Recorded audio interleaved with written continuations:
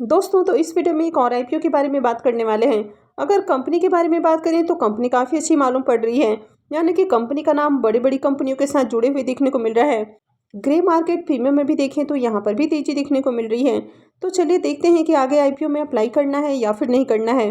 तो इससे पहले कि मैं वीडियो को शुरू करूँ, अगर आप इस चैनल पर पहली बार विजिट कर रहे हैं या फिर आपने चैनल अब तक सब्सक्राइब नहीं किया है तो चैनल को सब्सक्राइब कर लें और साथ में वीडियो को भी लाइक कर दें। तो जिस आईपीओ के बारे में बात करने वाले हैं, ये आईपीओ ऑलरेडी आज से ही ओपन हो चुका है और ये 20 को क्लोज हो जाएगा। फेस वैल्यू 10 रुपये पर शेयर होने वाला है और बुकिंग प्राइस 77 रुपीज़ है। आईपीओ में 1600 शेयर्स का लॉट है। अब आईपीओ के साइज को देखें तो आईपीओ 56.25 करोड़ का है। तो साइज में ये भी थोड़ा बड़ा आईपीओ देखने को मिल रहा है। यहाँ पर 42.20 करोड़ रुपये की फ्रेश इशू हैं और 14.06 करोड़ रुपये का ऑफर फॉर सेल है। अब इस आईपीओ में अगर आप रिजर्वेशन पोर्शन को देखें तो यहाँ पर एंकर इन्वेस्टर्स के लिए पोर्शन नहीं है। यानी कि यहाँ पर QIBs का पोर्शन आपको देखने को नहीं मिल रहा है। मार्केट मेकर के लिए इस आईपीओ में 5.02% का पोर्शन है। HNIs के लिए 47.49% और रिटेलर्स के लिए भी 47.49% का पोर्शन है। आईपीओ में लॉट साइज को देखें तो आईपीओ में 1600 शेयर्स का लॉट है और एक लॉट के ऊपर इन्वेस्टमेंट अमाउंट 1,23,200 रुपये रहने वाला है। अब इस कंपनी में प्रमोटर्स की होल्डिंग को देखें तो अभी प्रमोटर्स की होल्डिंग 97.39% देखने को मिल रही है और आईपीओ आने के बाद प्रमोटर्स की होल्डिंग 68.43% रहने वाली है। तो चलिए अब कंपनी के बिजनेस को भी देख लेते हैं। तो जिस कंपनी के बारे में बात कर रहे हैं, ये कंपनी है एटमेस्को लिमिटेड। अब ये जो कंपनी है ये अप्रैल 1994 में इनकॉर्पोरेट हुई है और ये कंपनी टर्न की ईपीसी कॉन्ट्रैक्टर के रूप में काम करती हुई देखने को मिलती है। तो ये जो कंपनी है ये फेरस और नॉन फेरस सेक्टर्स जो देखने को मिलते हैं तो उनके लिए मल्टी डिसिप्लिनरी सर्विसेज और प्रोजेक्ट मैनेजमेंट सॉल्यूशंस ऑफर करती हुई देखने को मिलती है। तो कंपनी कई तरह के प्रिसीजन इक्विपमेंट्स और हेवी फैब्रिकेशन स्ट्रक्चर्स बनाती हुई देखने को मिलती है जिनका यूज़ डिफरेंट इंडस्ट्रीज में होता है। अब यहाँ पर देखें तो जो पावर और एनर्जी वाली इंडस्ट्रीज है वहाँ पर इनका यूज़ किया जाता है। स्टील प्लांट्स में, सीमेंट प्लांट में, रेलवे ब्रिजेस बनाने में इनका यूज़ किया जाता है। वाटर ट्रीटमेंट प्लांट के अंदर इनका यूज़ होता है। रिफाइनरी एंड फर्टिलाइजर प्लांट के अंदर यूज़ होता है और साथ ही कंस्ट्रक्शन में भी इनका यूज़ किया जाता है। अब यहाँ पर कंपनी के बिजनेस वर्टिकल्स को देखें तो कंपनी 3 वर्टिकल्स में काम करती हुई देखने को मिलती है। तो पहला है ईपीसी टर्नकी प्रोजेक्ट, दूसरा है फैब्रिकेशन और मैन्युफैक्चरिंग और तीसरा है डिफेंस। तो कंपनी का जो नाम है वो काफ़ी सारी इंडस्ट्रीज के साथ जुड़ा हुआ देखने को मिलता है। तो कंपनी जिस तरह के मटेरियल बनाती हुई देखने को मिलती है तो इनका यूज़ अलग अलग इंडस्ट्रीज में किया जाता है, जैसे power plant industry, refinery industry, steel plant, railway, cement plant, industry and infrastructure, chemical, pharmaceuticals, petrochemicals, oil and gas. तो इस तरह के काफ़ी सारे इंडस्ट्रीज में इनका यूज़ होता है। कंपनी के क्लाइंट लिस्ट को देखें तो कंपनी के क्लाइंट लिस्ट में कई सारे आपको बड़े बड़े नाम देखने को मिल जाते हैं। तो इसमें आपको L&T, टाटा, अडानी, इसके साथ ही सेल, वेल, इसरो, तो इन सब का नाम देखने को मिल जाता है। यानी कि कंपनी के क्लाइंट लिस्ट में काफ़ी बड़ी बड़ी कंपनियों का नाम आपको देखने को मिलता है। तो 31 जनवरी 2024 तक देखें तो कंपनी के पोर्टफोलियो में 14 ऑनगोइंग प्रोजेक्ट्स आपको देखने को मिल रहे हैं। अब इस कंपनी की करंट में 2 मैन्युफैक्चरिंग फैसिलिटीज आपको देखने को मिल जाती है और इनकी दोनों ही मैन्युफैक्चरिंग यूनिट छत्तीसगढ़ के अंदर लोकेटेड देखने को मिलती है। अब इस कंपनी की एक होली ओन्ड सब्सिडरी भी देखने को मिल जाती है और उसका नाम है एटमेस्को डिफेंस सिस्टम प्राइवेट लिमिटेड। तो ये जो कंपनी है ये बुलेट प्रूफ जैकेट और साथ में हेलमेट बनाती हुई देखने को मिलती है।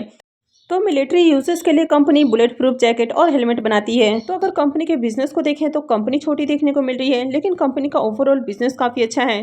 अब कंपनी के फाइनेंशियल को देखें तो यहाँ पर फाइनेंशियल 21 से 23 का कंप्लीट फाइनेंशियल है और फाइनेंशियल 24 के 5 मंथ का फाइनेंशियल देखने को मिल रहा है। तो कंपनी के एसेट को देखें तो एसेट के अंदर ईयर ऑन ईयर आपको ग्रोथ देखने को मिल रही है। रेवेन्यू की बात करें तो कंपनी के रेवेन्यू के अंदर भी आपको शानदार जंप देखने को मिल रही है। कंपनी के प्रॉफिट आफ्टर टैक्स को भी देखें तो फाइनेंशियल 21 में 60 लाख का प्रॉफिट है, फाइनेंशियल 22 में बढ़ के 323 लाख हो जाता है। तो पिछले साल के मुकाबले इसका जो प्रॉफिट है वो 5 टाइम्स होते हुए देखने को मिल रहा है और फाइनेंशियल 23 में देखें तो इसका जो प्रॉफिट है वो 1277 लाख देखने को मिल रहा है। तो यहाँ पर 2022 से 2023 के प्रॉफिट में देखें तो यहाँ पर भी 4 गुना की जंप आपको देखने को मिल रही है। तो कंपनी ईयर ऑन ईयर अच्छे प्रॉफिट बनाते हुए देखने को मिल रही है और यहाँ पर 5 मंथ में भी देखें तो यहाँ पर भी बढ़िया प्रॉफिट है। नेटवर्थ को देखें तो कंपनी के नेटवर्थ के अंदर भी आपको ग्रोथ देखने को मिल रही है। साथ ही कंपनी के जो रिजर्व हैं वो भी साल दर साल बढ़ते हुए देखने को मिल रहे हैं। अगर कंपनी के बोरोइंग्स की भी बात करें तो कंपनी के ऊपर जो डेट है वो भी काफ़ी तेज़ी से इंक्रीज हुआ है और करंट में कंपनी के ऊपर 7,317 लाख से भी ज़्यादा का आपको डेट देखने को मिल रहा है। तो कंपनी के ऊपर डेट भी देखें तो डेट भी काफ़ी हैवी देखने को मिल रहा है। वैसे कंपनी आईपीओ से जो फंड रेज करने वाली है तो उसमें से 10.41 करोड़ रुपए कर्ज के भुगतान पे खर्च करेगी। तो आगे कंपनी के ऊपर जो डेट है वो कम होती हुई देखने को मिलेगा। तो यहाँ पर अगर कंपनी के ओवरऑल फाइनेंशियल को देखें तो कंपनी के फाइनेंशियल आपको अट्रैक्टिव देखने को मिल रहे हैं। तो कंपनी के मार्केट कैप को देखें तो 190 करोड़ का मार्केट कैप है। आरओई और आरओसी नंबर को देखें तो दोनों ही नंबर अट्रैक्टिव हैं। डेट टू इक्विटी रेशियो 0.48 का है, यानी कि बहुत हेवी डेट नहीं है। रिटर्न और नेटवर्थ को देखें तो 23.15 का देखने को मिल रहा है। तो कंपनी के ओवरऑल फाइनेंशियल आपको बढ़िया देखने को मिल रहे हैं। अब अगर आप इसके पी मल्टीपल को भी देखें तो इसका पी मल्टीपल 11.6 का देखने को मिल रहा है। तो कंपनी भी ज़्यादा ओवर वैल्यूड प्राइस के ऊपर आती हुई देखने को नहीं मिल रही है, यानी कि कंपनी आपको रिजनेबल प्राइस के ऊपर आती हुई देखने को मिल रही है। अब आईपीओ आज से ही ओपन हो चुका है और ये 20 फरवरी यानी कि ट्यूसडे को क्लोज होने वाला है। आईपीओ का अलॉटमेंट डेट 21 फरवरी रहने वाला है। रिफंड डेट 22 फरवरी रहेगा। क्रेडिट डेट भी 22 फरवरी होने वाला है और आईपीओ की लिस्टिंग 23 फरवरी को होने वाली है। तो चलिए अब इसके सब्सक्रिप्शन फिगर को भी देख लेते हैं कि आईपीओ अब तक कितना सब्सक्राइब हुआ है। आईपीओ के सब्सक्रिप्शन फिगर को देखें तो अभी 1.50 हो रहा है और अब तक आईपीओ 0.70 टाइम सब्सक्राइब हो गया है।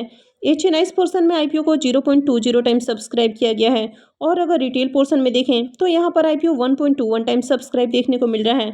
तो अब तक देखें तो आईपीओ में ज़्यादा डिमांड आपको देखने को नहीं मिली है। एचएनआईज की ओर से भी आईपीओ में बहुत ही कम एप्लीकेशंस लगे हैं। अगर रिटेलर्स की बात करें तो रिटेलर्स की ओर से आईपीओ में 2619 एप्लीकेशन अब तक लगे हैं। तो आईपीओ की ओवरऑल मार्केट में ज़्यादा डिमांड आपको देखने को नहीं मिल रही है। और इससे पहले आपने देखा कि कुछ आईपीओ जिनकी प्रीमियम आपको अच्छे प्राइस के ऊपर देखने को मिले थे और उनकी लिस्टिंग अच्छे प्राइस के ऊपर होती हुई देखने को नहीं मिली है। तो इसका भी थोड़ा सा फेयर देखने को मिल रहा है। जैसे कि अगर इटालियन एडिबल्स की बात करें तो वहाँ पर देखें तो उसका प्रीमियम आपको अच्छे प्राइस के ऊपर देखने को मिला, लेकिन आईपीओ की लिस्टिंग डिस्काउंट में जाती हुई देखने को मिली। तो कहीं ना कहीं उसका असर भी देखने को मिल रहा है कि डे वन में अब तक देखें तो ज़्यादा डिमांड आपको देखने को नहीं मिल रही है।